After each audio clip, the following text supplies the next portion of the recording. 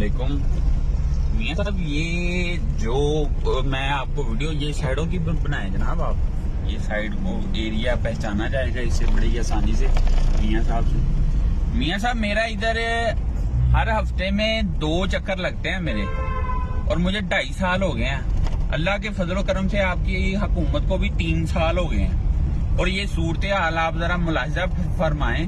सारे लोग दूसरी साइड से वन वे की तरफ से जाने पे मजबूर हैं, और वो वन वे पे जाने की वजह से हादसों का शिकार हो रहे हैं। ये आपको बखूबी मालूम है।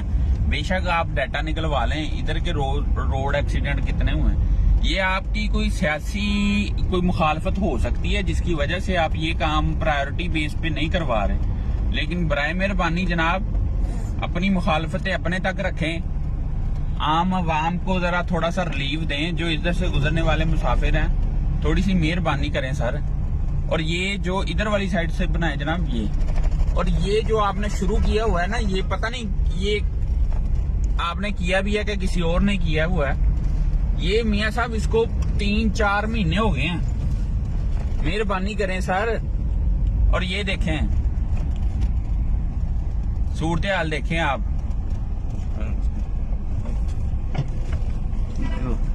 अब ये देखें, ये पूरी मैं आपको वीडियो इसलिए बना रहा हूं, ये मुझे हम लोगों को हमने पीटीआई को वोट दिया जनाब, हमें आपसे पूरी उम्मीद भी है और अच्छे की उम्मीद है, लेकिन ये है कि इसको प्रायोरिटी पे देखें जरा।